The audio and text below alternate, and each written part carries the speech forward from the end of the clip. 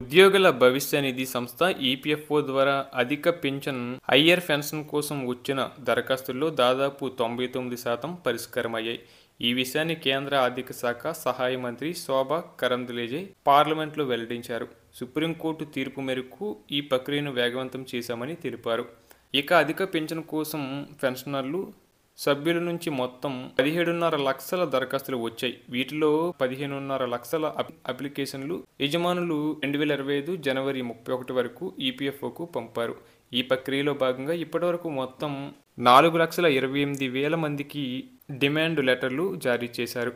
అయితే ఆ తర్వాత 34,000 కేసులు అనర్హమని తేలాయి.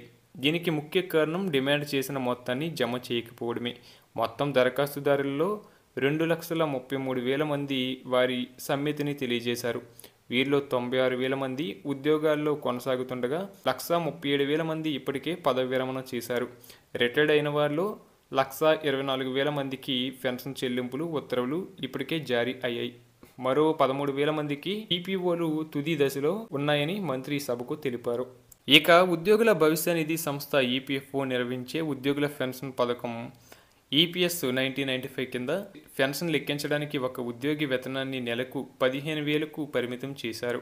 దీని అర్థం ఎవరైనా ఉద్యోగి 15,000 కంటే ఎక్కువ జీతం తీసుకున్నా ఆ మొత్తంలో 8.33% యజమాని వాటా మాత్రమే పెన్షన్ ఫండ్కు జమ అవుతుంది. దీంతో అధిక వేతనాలు పొందే వారికి కూడా తక్కువ పెన్షన్ వచ్చేది.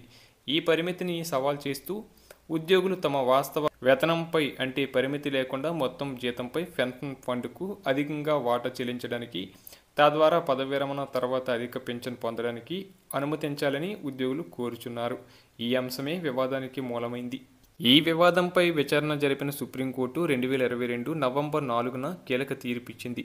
ఉద్యోగులు వారి యజమానులు సంయుక్తంగా దరఖాస్తు చేసుకుంటే అధిక వేతనంపై 15,000 పరిమితిని పరిగణలోకి తీసుకోకుండా పెన్షన్ ఫండ్కు వాటాలు చెల్లించడానికి అనుమతించాలని సుప్రీంకోర్టు ఈపీఎఫ్ఓను ఆదేశించింది.